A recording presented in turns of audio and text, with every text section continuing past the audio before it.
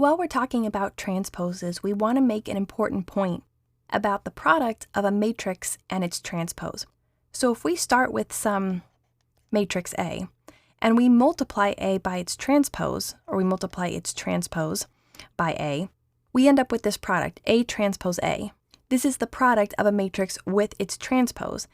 And the important thing to know about this is that if the columns of matrix A are linearly independent, as long as that condition is met, then A transpose A is always an invertible matrix. This matrix always has an inverse. And there are a couple reasons why this always turns out to be true. Remember we said before that in order for a matrix to have an inverse, it had to be a square matrix.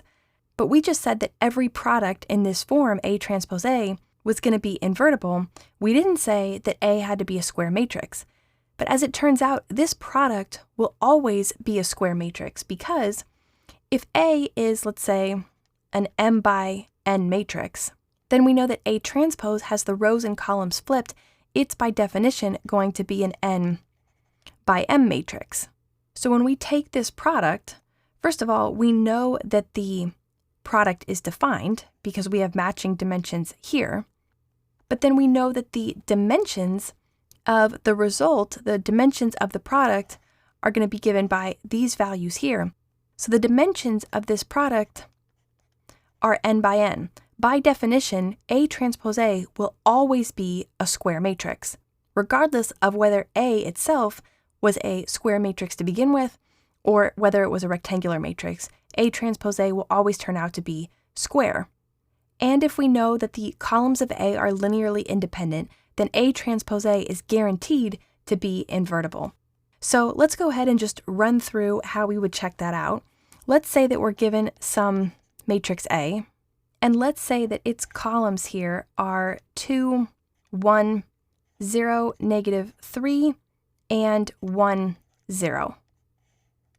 First of all, we know that the columns of this matrix are linearly independent because we have two column vectors that are defined in 3 dimensions. We have the 3-dimensional vector 2, 0, 1, so that's in R3 space. And then in R3 space, we have the vector 1, -3, 0. So these two are defined in R3, and so we know we only have 2 vectors defined in R3. If we had 4 or more vectors in R3, we would know right away that they were linearly dependent. But in this case, we have 3 or fewer vectors in R3, so we know that they at least could be linearly independent. And then if we look at these vectors specifically, we can see that we have the 2 zeros here. Well, there's no linear combination of this first vector, 2, 0, 1, that I can put together that's going to give me the second vector. Because no matter how many of these vectors I add together, or how I might scale it or whatever, I'm never going to get this 0 to be -3.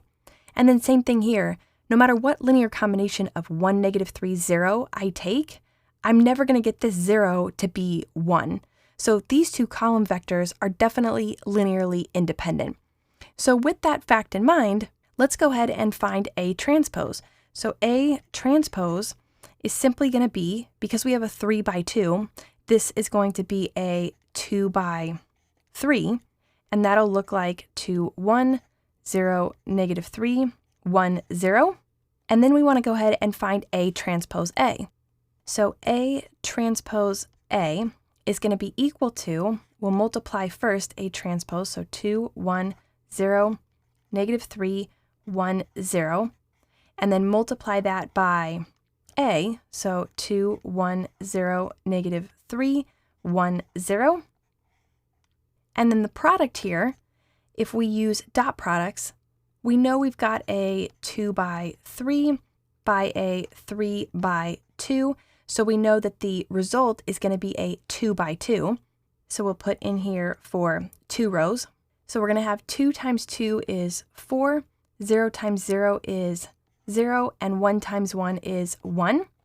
And then here for the 1, 2 entry, we have 2 times 1 is 2, 0 times -3 is 0, and 1 times 0 is 0.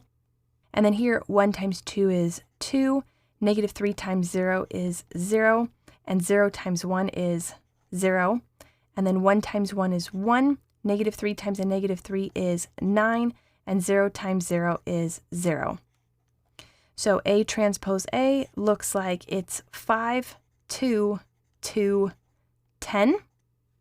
And then we can prove that A transpose A is invertible by putting this matrix into reduced row echelon form. If we get the identity matrix in reduced row echelon form, then we know that A transpose A is invertible. So working here toward reduced row echelon form, let's multiply through the first row by 1/5. So we'll get here 1 and then 2/5 and then 2 and 10. Then we'll take 2 of the first row away from the second row. So we'll get 2 minus 2 times 1 is 0. So 1 and 2/5. 2 minus 2 times 1 is 0. 10 minus 2 times 2/5 is 10 minus 4/5.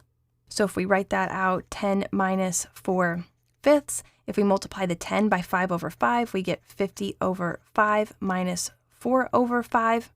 That gives us 46 over 5. So we get 46 over 5. Then if we multiply through the second row by 5 over 46, we get 1, 2 over 5, and then 0 and 1. And then if we subtract 2/5 of the second row away from the first row, we end up with 1, 0, 0, 1, the identity matrix. And because in reduced row echelon form, we were able to get down to the identity matrix, that tells us that the matrix we started with, A transpose A, is an invertible matrix. So this was just an example to show you how when we take the product A transpose A, first of all, it always comes out square, regardless of the dimensions. Here we ended up with a 2 by 2. And that by the definition of that product, assuming the columns of A were linearly independent to begin with, we're guaranteed to end up with a product here that is invertible.